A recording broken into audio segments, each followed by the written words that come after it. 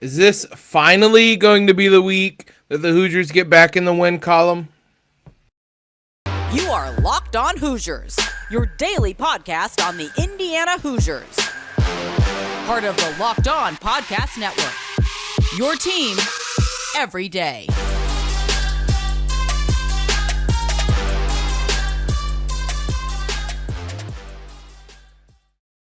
What is up, everybody? It is Friday, October 21st.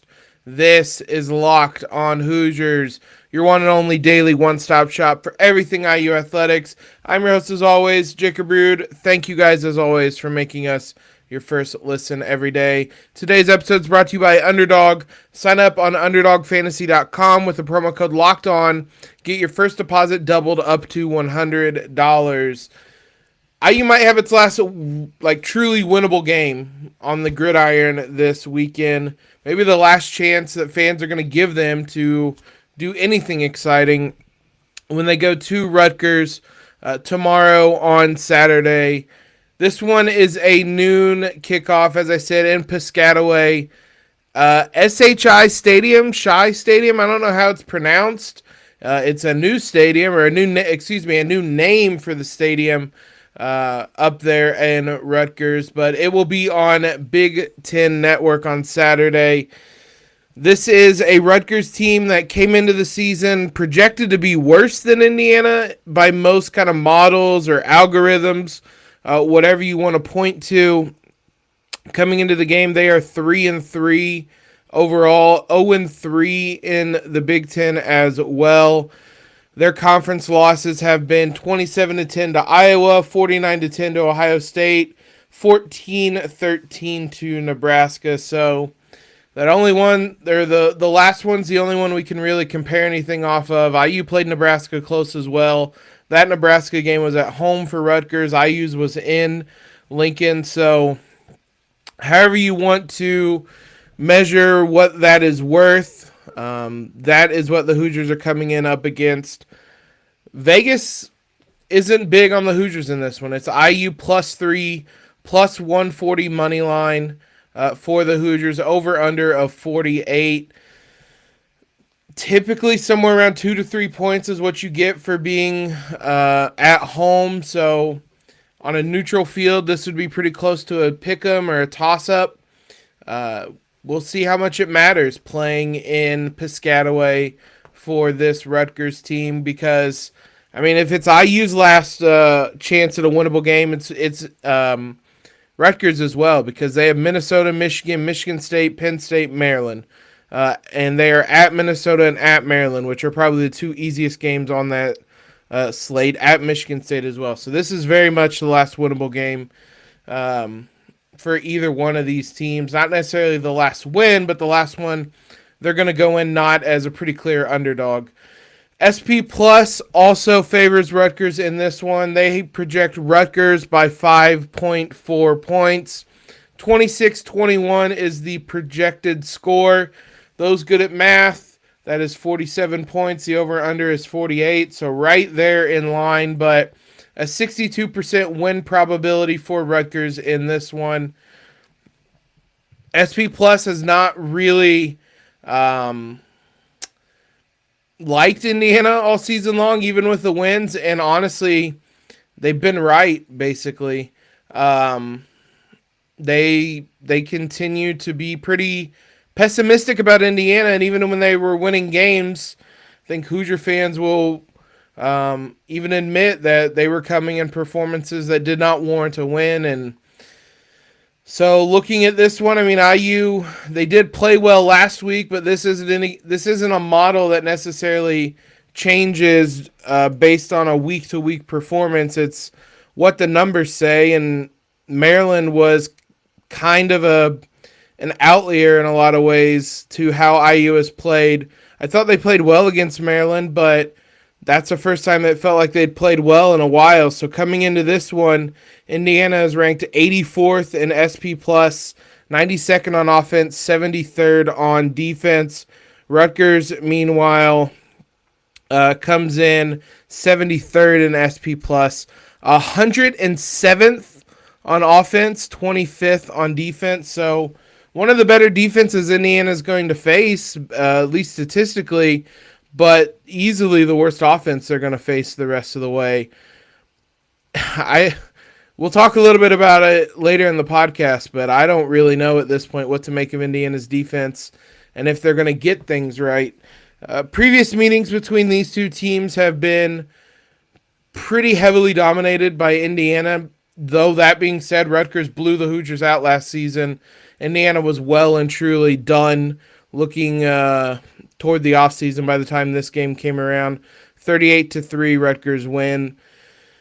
It was comprehensive. Donovan McCauley was 7 of 20.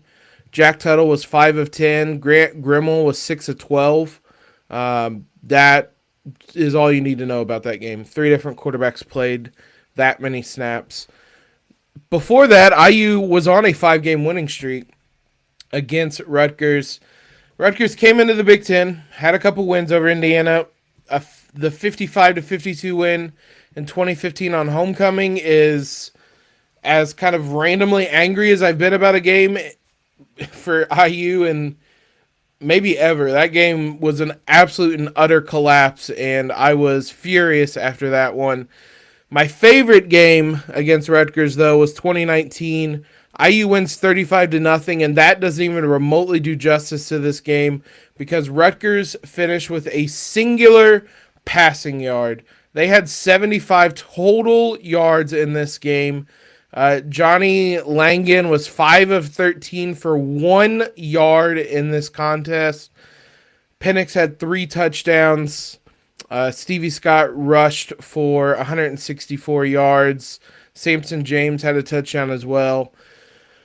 I miss that team. I miss that type of IU football. Maybe this is where things start to turn back around. It's hard to say at this point, but Indiana's going to have a chance in this one, as we've said, as we've kind of pointed to. This is a beatable Rutgers team. Now, is Indiana going to take advantage of that? We'll see. We'll see also what Tom Allen had to say about this team, about this Rutgers team, and about the Hoosiers after last week on his radio show.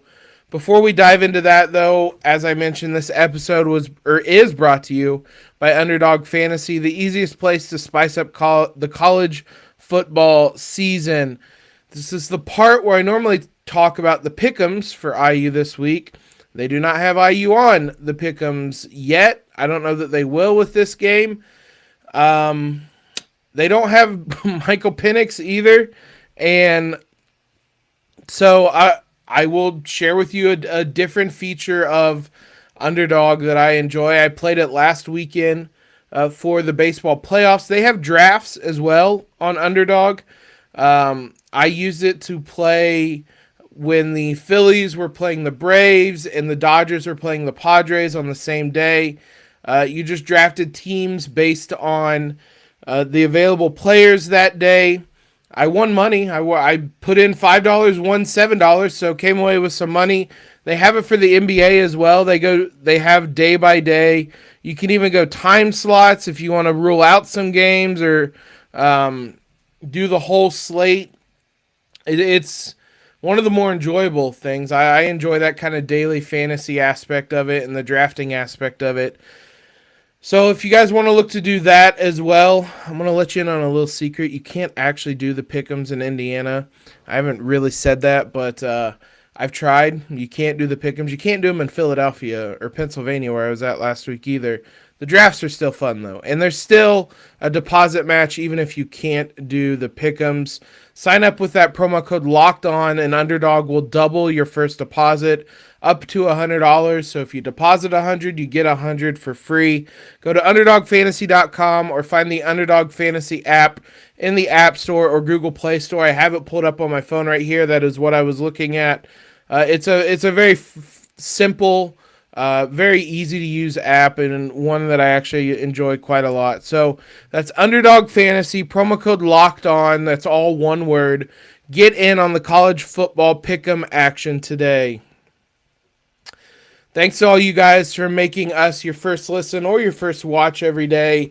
In case you missed it, we crossed 300 episodes on Thursday. That was our 300th episode. I said it at the end of the show. I want to kind of put it a little earlier up. Thank you guys for supporting us throughout all of this. This has been a fun ride to get to this point. So if you guys can, head on over to Apple and leave a review, leave a rating. It doesn't even have to be a review.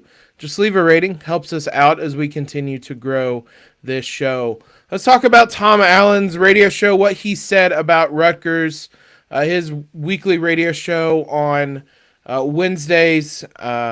He talked about a number of things, both Rutgers, both IU. Let's dive into all of it. Actually, Don Fisher was the one who noted Rutgers is the third IU opponent to come off a bye week. Just one of those things. Can't really control it. I don't think the Big Ten is intentionally doing that, but it's one of the breaks of the game that IU has to deal with. But third time they're facing an opponent coming off a bye week. Rutgers has played 3 different quarterbacks this season. All 3 of them are going to be healthy in this game. And they changed offensive coordinators last week.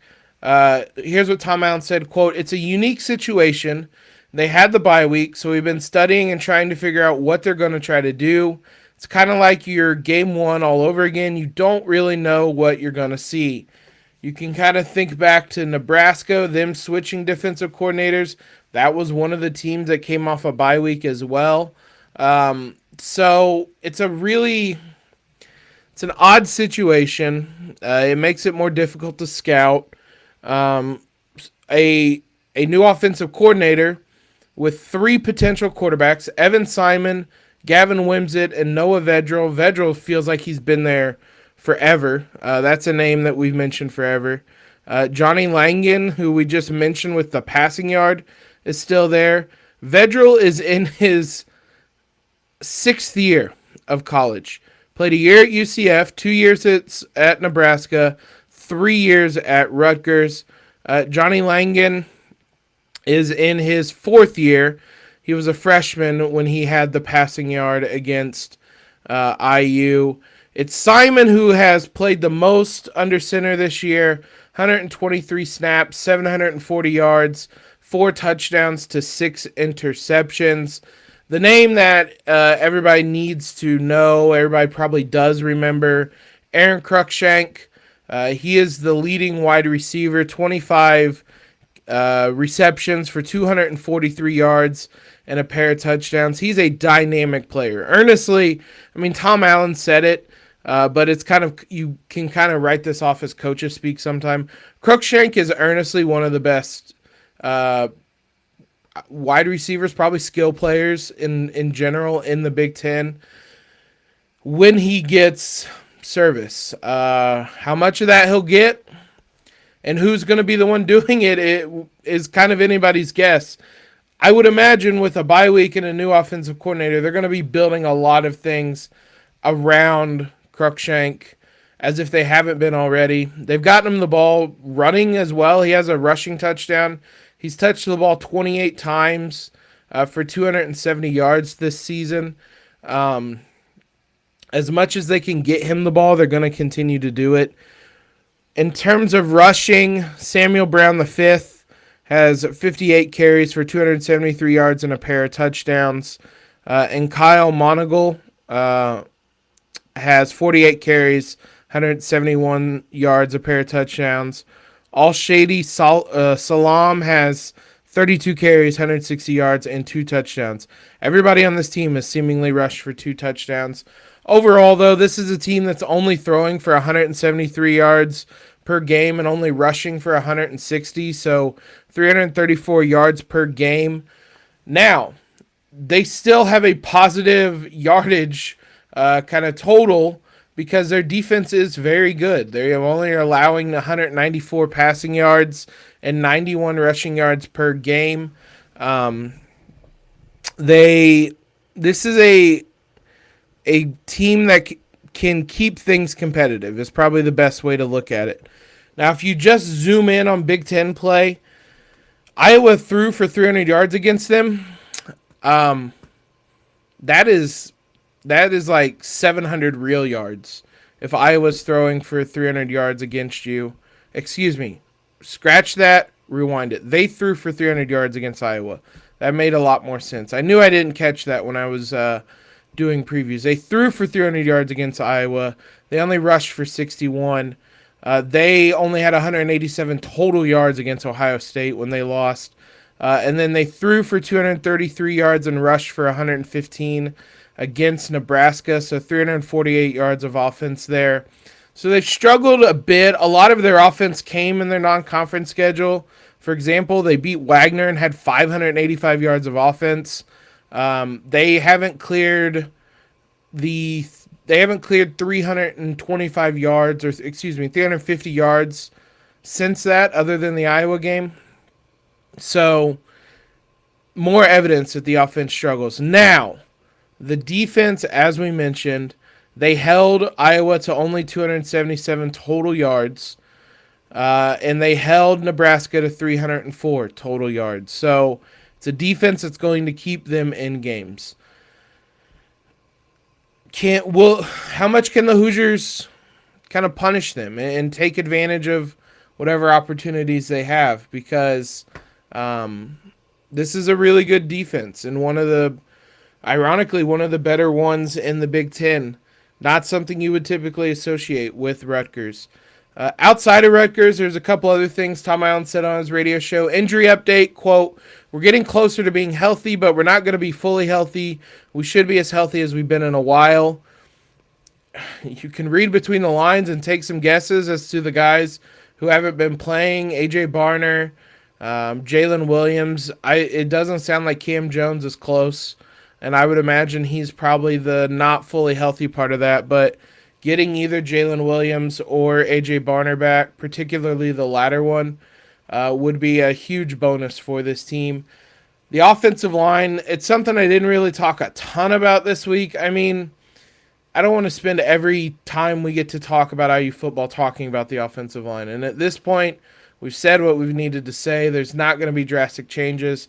Tom Allen said the following, talking about the line, they changed some things up schematically at the suggestion of Rod Carey, I guess.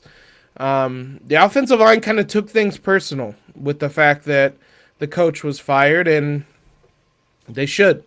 Quote, "The bottom line is the things we were doing weren't working.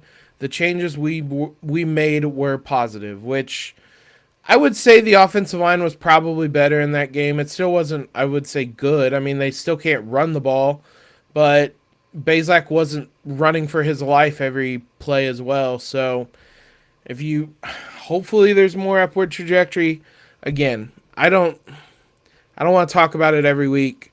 I've made my point. This isn't going to be an instant fix, especially in season, and especially without a bye week. So incremental improvements is all I'm really looking for. It'd be nice if IU had a competent run game again. Every time we look back at these old games, it's amazing to see what Stevie Scott was able to do versus what the run game has been the last two seasons. Let's switch back to talking about Rutgers and a couple storylines that I think are going to be the biggest things to watch for this game on Saturday. We'll dive into all that here in a moment. So the biggest storyline, it's the one I've mentioned a couple different times. This is the last really winnable game for IU in a sense that the last game they're going to come into it and not be a pretty clear underdog.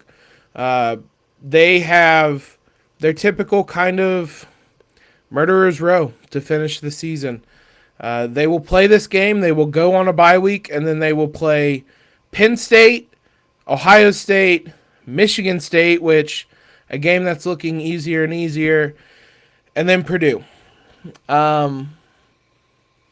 The Purdue game's the only other game in there. I think that they'll probably be close, but Purdue looks pretty good this year. So this is the last really winnable game for Indiana. Can they stop this losing streak? I mean, theoretically, or technically, mathematically, whatever word you want to use, they're still in bowl contention, but they got to win two. They've got to win 3 of the 5 games I just mentioned, which good luck finding 3 there. But I mean, if you want to talk about bowls at all, I mean, this is a must win, but I think we're already kind of past that territory anyway. Just for confidence and snapping a losing streak, getting a win right now would be really good for the momentum going into the bye week. I would really like to see that. I really would like to see IU football win because it's been a struggle watching them in Big Ten play this season. Part of that's because they can't get over the hump. And that's the other big thing. Can this team get over the hump again? I thought that they'd kind of cleared some of those mental hurdles with the way that they won games early in the season. The final drive against Illinois, that was mentally impressive to put together that drive after struggling as much as they did. Idaho to come out after a really bad first half and just put the pedal to the metal and just race away in that one. Western Kentucky was as mentally as much of a mental challenge as anything with the way they won that. Even against a Cincinnati where they came back after a absolutely abysmal first half and made it a contest again. Felt nice. But the last couple of weeks, the Nebraska game, they had one good quarter and they kept it close, but that scoreline I think is kind of flattering. The Michigan game, they had a good half, and then they got really destroyed in the second half. The Maryland game, they led late in the fourth quarter and gave away back-to-back scoring drives to a backup quarterback. Can they get back over this hump? Can they clear this kind of mental hurdle again, or is this just going to be the MO for this team is making it close for a part of the game and then having a really bad stretch and losing? That's going to be, again, it's going to be hard not to do that against Penn State and Ohio State. It'd be nice to kind of shed some of those monkeys off the back in this game or heading into this contest. Last thing is the defense going to turn this around. This defense is confounding, and it's been confounding all season long. On paper, I thought this was going to be a really good defense. I know that they obviously had to replace Micah McFadden, and losing Cam Jones hurt quite a bit. But if you just look at the raw numbers the last couple weeks, 38 points to Maryland, 31 to Michigan, 35 to Nebraska, 45, 33, 35. Since that Illinois game, I don't think that they really have played all that well. It was 30 and 22 to Western Kentucky and Idaho. But since that Illinois game, I don't think that they've played all that well. So I don't know what to really make. This is a really bad Rutgers offense that they should be able to take advantage of. We talked a lot about takeaways and the turnover margin and making plays. I still do think that the way IU plays offensively hurts their defense and forces them to be on the field a lot. But, I mean, this defense isn't doing itself any favors. It's not really – this defense has made enough mistakes that it really doesn't matter how long you're going to keep them on the field. They've just struggled in general. So can they get right against the easiest opponent they have remaining on the schedule? A really bad Rutgers offense, with the caveat that they have a new offensive coordinator and they don't really know what to prepare for. But that doesn't really change the personnel. This is a really bad offense. Can IU take advantage of that? I hope so, but I mean, when they were in this exact same situation on the other side of the ball against a really bad Nebraska defense, it didn't work out, to say the least. So we'll see. It's going to be an interesting contest. A lot of things that you can't really prepare for with switching coordinators in a bye week, but this is a very winnable game for Indiana. The last time we can probably say that.